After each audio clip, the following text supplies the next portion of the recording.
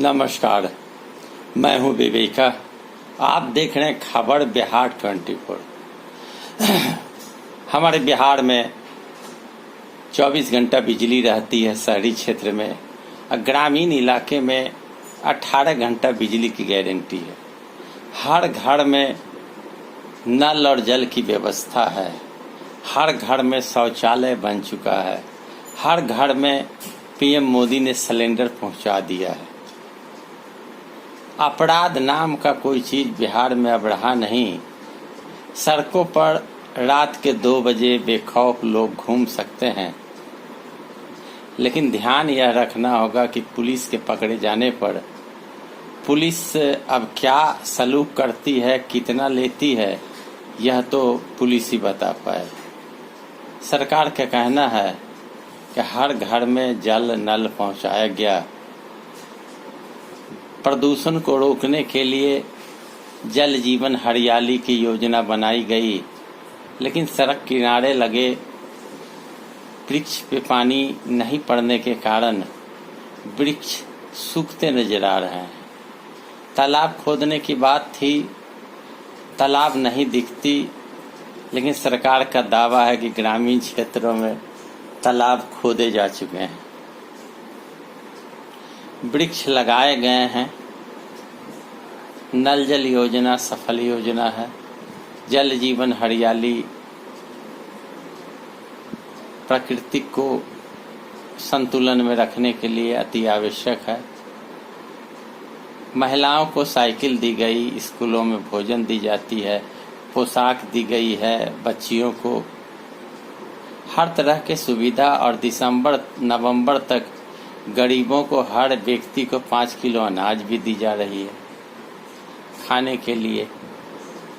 Corona काल में सरकार ने आम लोगों को खाते में रुपया भी डाला। यही नहीं, बाढ़ आ जाने पर और जल जमाव के कारण जो लोग परेशान थे उनके भी परेशानी को दूर किया। अगर सारे समस्याओं का निदान कर दिया। सड़क की जाल बिछ चुकी है।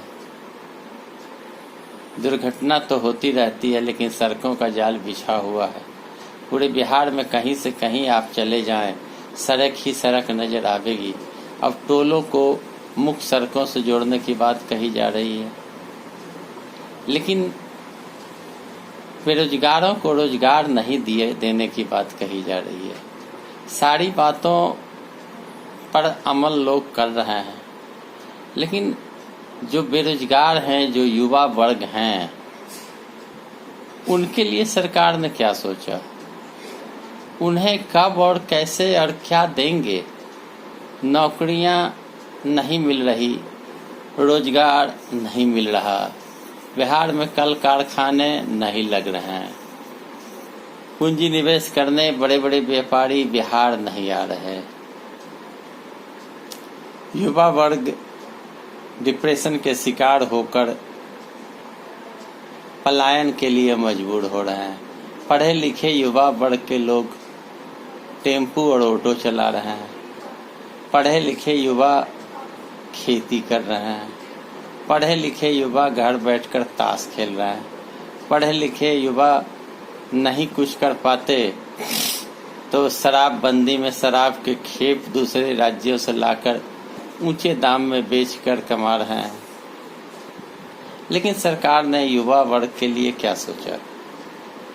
अगर युवा वर्ग के लोग राजनीति में आना चाहते हैं तो दर्जनों और सैकड़ों बूढ़े उस युवा पर टूट पड़ते हैं, उस युवा को आगे बढ़ने नहीं देते।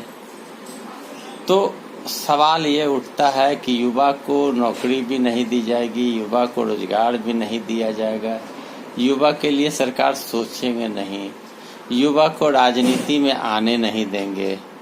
70 साल, 75 साल, 65 साल के बुजुर्ग राजनीति करेंगे, कब्र में पैर लटके रहने के बावजूद वो चुनाव लड़ेंगे, लेकिन युवा को नहीं आने देंगे आगे।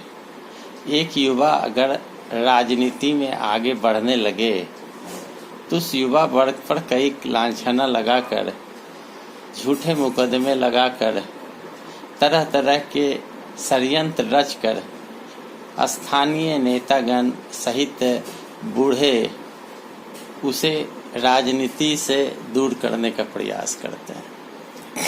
उदाहरण स्वरूप आप देख सकते हैं कि बिहार विधानसभा के चुनाव में जो भी युवा वर्ग के नेतागण हैं, मैं यह नहीं कहता कि केवल तेजस्वी है, तेजस्वी के अलावे चिराग पासवान है, कन्हैया कुमार है, इन लोगों को विषय में बूढ़ों का जबरदस्त हमला है। बूढ़े इन युवाओं को कुछ नहीं समझते, युवाओं के बारे में तरह तरह के नर्गल बातें करते हैं, चाहे वो तेजस्वी हो, चाहे चिराग हो, चाहे कन्हैया हो। आखिर एक और युवा लड़की पुष्पम प्रिया भी मैदान में कूद पड़ी है, लेकिन उसे भी तरजीह नहीं दिया जा रहा। तो आखिर युवा वर्ग के साथ बूढ़े सौतेलेपन के व्यवहार क्यों करते हैं? क्या कब्र में पैर लटके रहने के बाद भी वो राजनीति करेंगे? क्या पैर कब्र में लटके रहने के बाद भी मुख्यमंत्री प्रधानमंत्री की कुर्सी पकड़े रहेंगे? क्या युवा वर्ग को आगे बढ़ने के लिए युवा वर्ग के कंधे पर बोझ नहीं दी जा सकती? क्या बिहार के लोग युवा वर्ग को मुफलिसी का शिकार होते देखेंगे? क्या युवा वर्ग को आगे बढ़ाने का कोशिश करेंगे?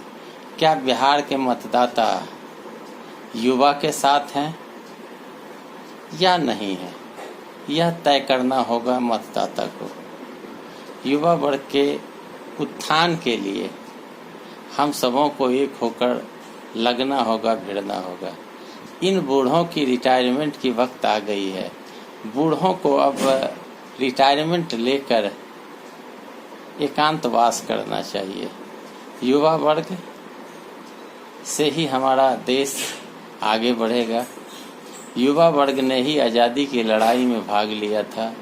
युवा वर्ग ने ही हर आंदोलन को आगे बढ़ाया है। युवा के कंधे पर ही अगर बोझ डाला जाए तो युवा ही तेजी से कोई भी कार्य को संपन्न करेंगे, चाहे वो राज्य को चलाने का काम हो, चाहे वो क्रिकेट में नाम कमाने का हो, या कुश्ती में हो, या किसी भी लाइन में, सेना में भी युवाओं को ही रखा जाता है। बुजुर्गों को सीमा पर सुरक्षा के लिए नहीं रखा जाता।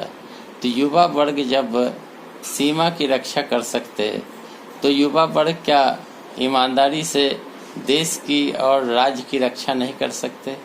क्या देश और राज्य का सेवा नहीं कर सकते? क्या देश और राज्य के आम जनता के दुख को नहीं बांट सकते? क्या देश और जनता के सुख दुख को नहीं मिटा सकते? कर सकते। लेकिन ये बुजुर्गों, ये बूढ़ों का हमला कब बंद होगा, यह वीडियो के माध्यम से मैं आपसे पूछना चाहता हूँ। वीडियो अच्छा लगे तो लाइक करें, शेयर करें, कमेंट करें, सब्सक्राइब करें। धन्यवाद।